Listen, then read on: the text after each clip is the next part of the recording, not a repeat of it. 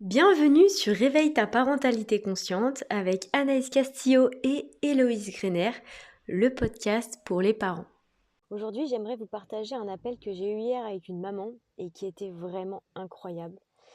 S'il y en a qui vont voir mes stories, j'en parle en story, mais je viens beaucoup plus creuser avec vous pour vous donner un maximum de clés ici.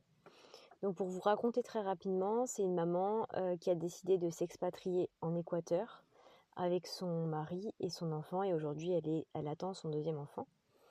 Et ils sont partis parce qu'ils voulaient vivre une vie de liberté dans laquelle il n'y avait pas de contraintes. Donc ils ont mené un mode de vie dans lequel ils mangent uniquement ce qu'ils plantent, ce qu'ils cultivent ou les animaux qu'ils élèvent. Et après, je ne sais pas non plus tous les détails, mais en gros, voilà ce qui fait leur identité forte, c'est le fait d'être libre en termes de temps, en termes de nourriture qu'ils consomment et surtout au niveau de l'éducation de leur enfant. Donc ce qu'elle m'a dit, c'est qu'elle était très très libre sur l'éducation des enfants, ce qui va avec la liberté. Et finalement, elle fixait pas vraiment de cadre parce que pour elle, c'était le contraindre, c'était vraiment lui poser un cadre qui était antinomique avec la liberté. Euh, Pourquoi est-ce qu'elle m'a appelée? Tout simplement parce qu'aujourd'hui, elle rencontre un problème, c'est qu'elle est obligée d'utiliser la menace et le chantage pour que son enfant obéisse. Donc là, je vais vraiment tout décortiquer pour que vous puissiez comprendre déjà la manière dont je réfléchis, que vous allez pouvoir vous approprier pour réfléchir sur votre propre situation, même si je le répète, réfléchir pour soi, c'est beaucoup plus compliqué parce que le cerveau vient cacher des zones pour éviter qu'on puisse voir ces choses-là et qu'on se mette entre guillemets en danger parce que pour le cerveau, c'est un danger. Donc, déjà, le premier élément, c'est que cette maman, elle n'a pas forcément conscience du fonctionnement, entre guillemets, d'un enfant et des besoins d'un enfant. Donc, un enfant a besoin de cadre pour se sentir en sécurité. Elle, elle mettait en avant que le cadre, c'était contraire à ses valeurs de la liberté. Donc elle me dit, en fait, au début, elle est venue pour me dire, oui, j'aimerais bien savoir comment est-ce que je peux poser un cadre et des limites. Ça, c'était sa première question.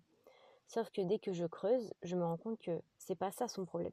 J'ai beau lui donner tout le mode d'emploi de A à Z, comment faire, ça ne l'aidera pas puisque ce qu'elle va mettre en place, elle ne sera pas alignée avec ce qu'elle met en place. Puisque, c'est qu'elle m'a dit ça, hein, elle m'a dit, bah voilà, je mets en place une règle et puis un jour je le mets en place et puis l'autre jour, bon bah ça se passe bien donc je le mets pas en place. Et ça crée un désalignement chez elle et une incompréhension totale chez l'enfant. Parce que c'est comme s'il se disait, mais pourquoi des fois c'est oui, des fois c'est non, je sais pas vraiment sur quel pied danser, entre guillemets. Donc il y avait ce truc-là du besoin de l'enfant d'avoir un cadre et également en lien avec ses valeurs qui, elles, sont la liberté. Donc ce qu'on a dû faire, donc vous voyez, c'est le travail de venir décortiquer. On a dû venir décortiquer ce qu'est la liberté pour elle. Donc la liberté pour elle, c'est bien évidemment, ça c'était logique, à l'opposé de ce qu'on a pu lui transmettre à elle. Donc je ne vais pas rentrer dans les détails de sa situation personnelle, mais elle a voulu faire l'opposé de ce qu'on lui a transmis. Sauf que quand je suis allée creuser avec elle, il y a énormément d'éléments sur lesquels elle agit de la même manière. Et ça, elle ne s'en rendait pas compte. Donc n'oubliez pas, à chaque fois qu'on fuit une situation, finalement, on ne fait très souvent que la reproduire parce qu'on ne prend pas le temps de comprendre le mécanisme de pourquoi est-ce que on n'aime pas ce fonctionnement-là et comment faire pour faire différemment. Je vais vous donner beaucoup de choses dans cet audio, hein, donc n'hésitez pas à réécouter, à prendre des notes, parce que ça peut vous aider. Une fois qu'on a défini ce que c'était la liberté pour elle, on a dû aller voir en quoi est-ce que poser un cadre, c'était difficile pour elle et pourquoi est-ce que ça allait contre la liberté. Donc, vos mots le disent, hein. C'est-à-dire j'avais juste à l'écouter parler et elle me disait des mots comme ça coupe la liberté, ça l'empêche de vivre, c'est trop strict, etc., etc. Donc ça, on est venu l'observer et je lui ai montré que ça, en face de la liberté, c'était pas compatible. Donc elle ne va jamais réussir à mettre en place un cadre si elle a cette vision-là du cadre. Et ensuite, on est venu faire bouger les croyances limitantes qu'elle avait sur le cadre pour lui montrer qu'un cadre, c'est sécurisant et non pas enfermant. Et je vous partage cet exemple parce que dans votre quotidien, s'il y a des choses que vous n'arrivez pas à mettre en place, s'il y a des choses qui persistent, c'est parce que vous avez ce même type de conflit intérieur entre vos valeurs, ce que vous rejetez absolument, ce que vous voulez, et ensuite la vision que vous avez de l'élément que vous souhaitez mettre en place. Si tout ça, ça vient se contredire, à l'intérieur, il y a un mélange qui ne fait pas une belle pâtisserie. Dans le sens où rien n'est mesuré, tout est surdosé, et dans ces cas-là, c'est impossible de trouver un modèle qui vous convienne à vous. Et c'est pour ça que je vous dis que se faire accompagner, c'est vraiment... donc là, déjà, avec cet audio, vous allez pouvoir débloquer des choses. Mais lorsque l'on vient observer aussi une situation très personnelle, ça peut vraiment vous aider à avancer. Donc je voulais vraiment aujourd'hui vous transmettre ça, vous dire que dans une situation lambda où on vient me voir et on me dit j'arrive pas à mettre en place un cadre et des règles, en fait derrière il y a tout ce qui est notion de liberté, de sa propre éducation et de la vision que l'on a par exemple des règles dans cette situation-là. Vous voyez à quel point là on est venu sur un problème et au final on est venu encercler 3 gros éléments différents. Donc voilà, je vous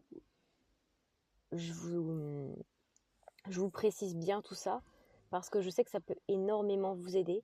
Et toutes, telles que nous sommes, tous les êtres humains sur cette planète fonctionnent comme ça. On vient faire des mélanges qui ne sont pas bons les uns avec les autres et on commence à être perdu parce qu'on ne sait plus où donner de la tête. Ça peut être la même chose, par exemple, quand, je ne sais pas moi, on souhaite développer une bonne relation avec ses enfants, mais s'il y a du conflit, c'est qu'il n'y a pas une bonne relation. Parce que vous, dans votre tête, le conflit égale distance. Alors qu'un conflit, justement, ça peut être structurant et sécurisant. Donc voilà, il y a plein d'éléments comme ça qui sont à venir remodeler, qui sont à venir faire bouger pour que ça puisse vous rassurer vous. À partir du moment où vous arrivez à faire ça, ça devient beaucoup plus facile. Et encore une fois, mon expertise dans ce domaine-là, il est extrêmement vrai pour les personnes que j'accompagne, pour vous, pour observer vos mécanismes. Mais très souvent, j'ai besoin que quelqu'un vienne pointer mes mécanismes à moi. Parce que parfois, quand on est en plein dedans et qu'on n'arrive pas toujours à prendre du recul, c'est impossible de le voir. De plus en plus, et je vous les transmets ici, des techniques pour prendre de la hauteur, ça se développe effectivement et ça permet de devenir beaucoup plus autonome sur sa manière à soi de fonctionner. Mais ça prend du temps. Sachez que moi, c'est tous les jours que je travaille sur ça. Toute ma vie, elle est construite sur ça. Toutes mes relations autour de moi, c'est construit sur ça, avec ça en ligne de mire, ça au cœur. Vraiment, je travaille ça jour et nuit, tout le temps. Donc c'est pour ça que parfois, on pense que c'est facile. Ça ne l'est pas. Par contre, il y a des personnes qui travaillent sur ça et qui, entre guillemets, consacrent leur quotidien sans vouloir dire leur vie, mais c'est un peu ça, à détecter ces mécanismes-là. Prenez les raccourcis, allez les voir. Vous allez voir à quel point ces personnes-là vont énormément vous apaiser et surtout vous faire gagner du temps, de l'énergie. N'oubliez pas, les enfants, ils grandissent très vite. Ne laissez pas une situation désagréable s'ancrer parce qu'elle s'ancrera pour eux aussi, pour leur vie future. Ce discours ne cherche pas du tout à être culpabilisant, mais vraiment à vous montrer que, punaise, on a de la chance, il y a des solutions qui existent. Alors foncez, ne restez pas dans une situation dans laquelle vous vous sentez mal à l'aise ou dans laquelle c'est compliqué pour vous d'avancer. J'espère que vous avez aimé ce nouvel épisode de Réveille ta parentalité consciente avec Anaïs Castillo et Héloïse Grener, notre podcast. J'espère sincèrement que vous avez pris autant de plaisir à l'écouter que nous avons eu à vous le partager.